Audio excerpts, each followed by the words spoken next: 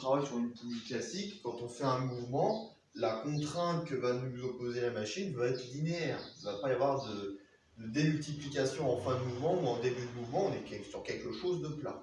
Alors cette poignée-là, elle va casser ce principe-là que normalement on a sur les poulies, parce qu'on a une roue désaxée et ça va faire varier la distance du point de contact de la corde avec votre main. Donc là, par exemple, ici, la poignée, vous voyez, je ne mets pas de contrainte pour qu'elle reste dans cette position-là. Pourquoi? Parce que le point de contact de la corde est sur le bas de la roue qui est dans l'axe de mes mains. C'est dans l'axe de mes mains, donc j'ai pas besoin de forcer, il n'y a pas de bras de levier, il n'y a pas de...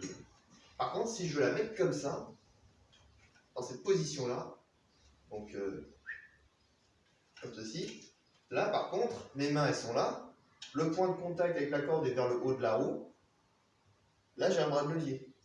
Donc du coup, si je fais un exercice de triceps, là, j'ai un mouvement de poulie classique. Par contre, là, le bras de levier augmente, augmente, augmente.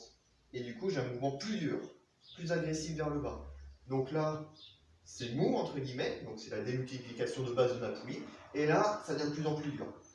Mou, dur, mou, dur. Donc du coup, là, je fais varier un bras de levier, en fait. Donc je fais varier la négativité de la machine.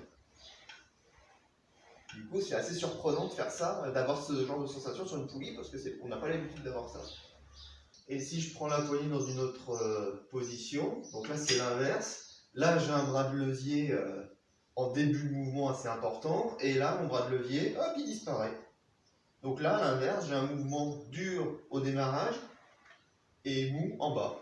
Dur, mou, dur, mou. Donc du coup, je peux faire varier les deux. En fonction de mon humeur, je peux soit avoir un mouvement au démarrage mou, et en fin de mouvement dur, ou à l'inverse, avoir un démarrage dur et une arrivée molle en termes de démultiplication.